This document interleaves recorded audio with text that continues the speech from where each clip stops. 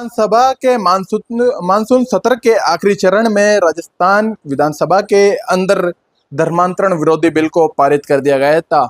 लेकिन जिस दिन ये बिल पारित किया गया उसी दिन से इसके दुष्प्रभाव राजस्थान में सामने आने लगे।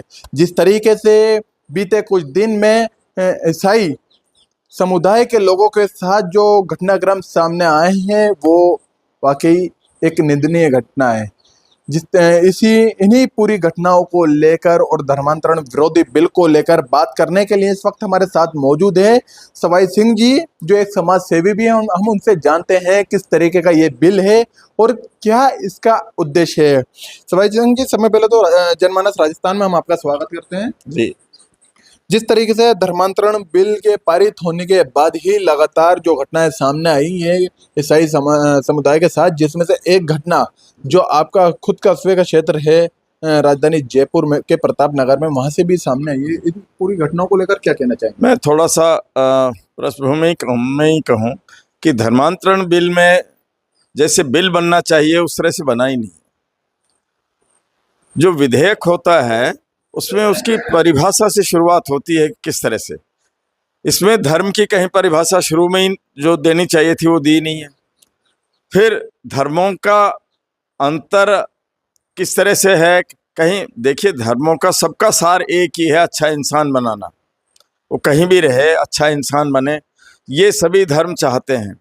लेकिन ऐसी बहुत सारी घटनाएं भी कहीं नजर नहीं आई जिससे धर्मांतरण हो रहा है प्रदेश में, तो उस पर बिल लाया जाए। बिल लाने की आवश्यकता ही नहीं थी, लेकिन बिल लाया गया क्योंकि कुछ लोगों की तो मानसिकता ही ऐसी रहती है कि समाज में शांति सद्भाव नहीं बना रहना चाहिए, कहीं ना कहीं कुछ होता रहे। अब आप देखिए इस बिल में एक जगह दे रखा है कि किसी को भी गिरफ्तार करेंगे। मान लीजिए किसी को गिरफ्तार किया कि आप धर्मांतरण करवा रहे हैं, अब जो कुछ भी नहीं करवा रहा लेकिन अब उसको सफाई देनी है और ऐसे आधार उसको देने हैं कि मैं धर्मांतरण नहीं करवा रहा। पुलिस कहेगी कि नहीं करवा रहे हो, यानी कोई भी पहले प्रमाण दिया जाता है तब जाकर गिरफ्तार किया जाता है। बिना प्रमाण के ही गिरफ्तार करना और फिर प्रमाण देने के लिए जिसको गिरफ्तार किया है उससे कहना कि प्रमाण तुम दो, और फिर जो कोई प्रमाण दे कोशिश करे तो उसको मना करेंगे कि ये प्रमाण नहीं है। तो इस तरह के जो अधिकार दिए गए हैं इस बिल में, ये तो बहुत खतरनाक है। फिर बात सवाल होती है संविधान की कि हम सब संविधान से संचालित हैं। देखिए संविधान ने हमको मौलिक अधिकार भी दिए हैं। धारा 19 से लेके 25 तक, 19 में हमको आज़ादी का अधिकार दिया है, समानता के अधिकार दिए हैं। 25 में सारे धर्मों को छूट है अपने धर्म का प्रचार करने की, धर्म अपनाने की, वो सारी छूट है, लेकिन उसकी भी कोई बात नहीं रखी है।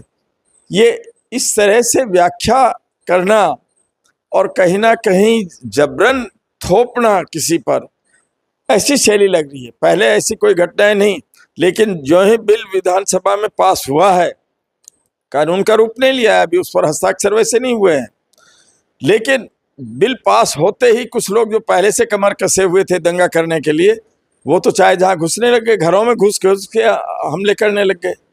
अब आप देखिए बिल पास होने के 15 दिन के अंदर में 14-15 घटनाएं हो गई प्रदेश में।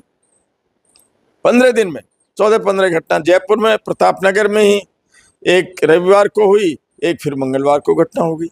घर में घुसकर कोई, घर में हमारी आराधना, हम भी हिंदू धर्म में पैदा हुए हैं, हमारे यहाँ घरों में मंदिर है, घर में अपने पूजा पाठ करते हैं। कोई ऐसा बिल ले आए कि ये पूजा पाठ करना बंद है, या यहाँ पूजा पाठ कर रहे हो आप दूसरों को कुछ वैसा करना चाहोगे, तो ये गलत चीज़ें हैं। इस तरह से रोक लगाना, इस तरह से बंदिशें पैदा करना, समाज की स्वतंत्रता को अनंत तो है ही है, समाज में तनाव बनाने का भी बात है। हम तो शांति और सद्भाव चाहते हैं। सरकार का भी दायित्व है कि समाज में शांति और सद्भाव का काम करे, न कि इस तरह का कि जिससे तनाव पैदा हो। देखिए, ये हमारे साथ इस वक्त मौजूद थे सवाई सिंह जी, जो एक समाज सेवक भी है। इनका कहना ये है कि इस बिल में किसी भी तरह की धर्मांतरण की तो परिभाषा शामिल ही नहीं है। ये बिल पारित होने के बाद जो लोग पहले से कमर कसे हुए थे वो मुंह उठाए किसी भी घर में घुस जाते हैं, साथ ही पुलिस को कार्रवाई करने पर मजबूर करते हैं। इन्हों का कहना यह है कि किसी भी विषय में जब पुलिस कार्रवाई करती है तो पहले प्रमाण मांगती है, लेकिन यहाँ प्रमाण की जरूरत नहीं है। पहले प्रशासन कार्रवाई करेगा, बाद में प्रमाण मांगा जाएगा। इसीलिए ये जो बिल है वो एक धर्मांतरण विरोधी बिल है, जिसमें वो लोग जो शांति नहीं चाहते हैं इस मुल्क में या इस स्टेट में, राजस्थान में, उन लोगों ने इस बिल का समर्थन करा है। जो आपसी सौहार्द चाहते हैं, भाईचारा चाहते हैं, शांति चाहते हैं, वो इस बिल का लगातार विरोध कर रहे हैं। कैमरा सहयोगी के साथ नाजिम हसन, जनमानस, राजस्थान।